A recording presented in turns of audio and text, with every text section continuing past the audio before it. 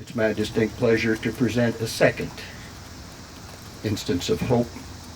Merlin Lee, high school president of the Japanese Club at Ballard High School.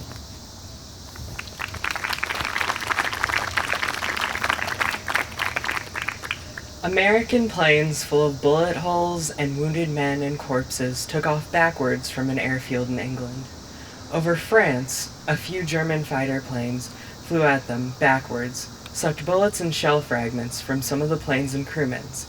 They did the same for the wrecked American bombers on the ground, and those planes flew up backwards to join the formation. The formation flew backwards over a German city that was in flames. The bombers opened the bomb bay doors, exerted a miraculous magnetism that shrunk the fires, gathered them into cylindrical steel containers, and lifted the containers into the bellies of the planes. The Germans below had miraculous devices of their own that were long steel tubes. They used them to suck more fragments from the crewmen and planes. But there were still a few wounded Americans, though, and some of the bombers were in bad repair. Over France, though, German fighters came up again, made everything and everybody as good as new. When the bombers got back to their base, the steel cylinders were taken from the racks and shipped back to the United States of America, where factories were operating night and day, dismantling the cylinders, separating the dangerous contents into minerals. Touchingly, it was mainly women who did this work. The minerals were then shipped to specialists in remote areas. It was their business to put them into the ground, to hide them cleverly, so that they would never hurt anybody ever again. The American flyers turned in their uniforms, became high school kids, and Hitler turned into a baby, Billy Pilgrim supposed. That wasn't in the movie.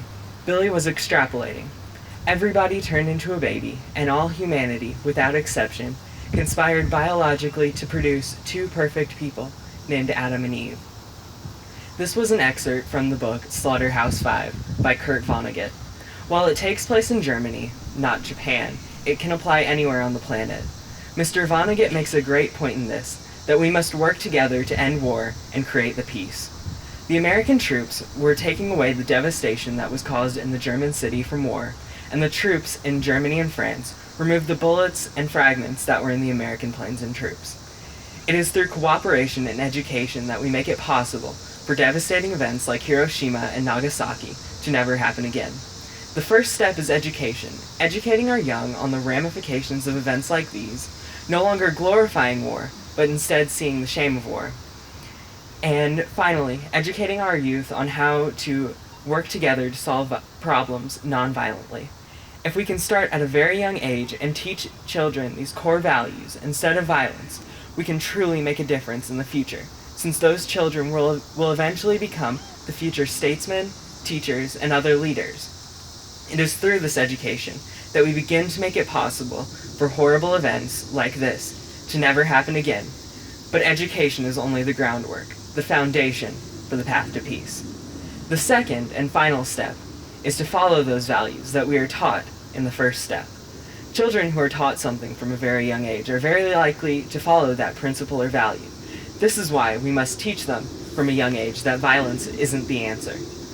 They will then follow this practice and in their life, which would cause an end to war, because they will see that the killing of innocents, as most wars, have many civilian casualties, and be more like what happened at the end of the excerpt, where the women, who signify the nurturers, will be there to take apart the devastating weapons that caused the problems in the past. You see, it is all up to you to change the future and make devastating events like Hiroshima and Nagasaki never happen again. It is through education and cooperation that we can stop this devastation, which ultimately leads to the final question: where would you rather live? In a land where there is cooperation and peace, or where there is a land full of hate and war?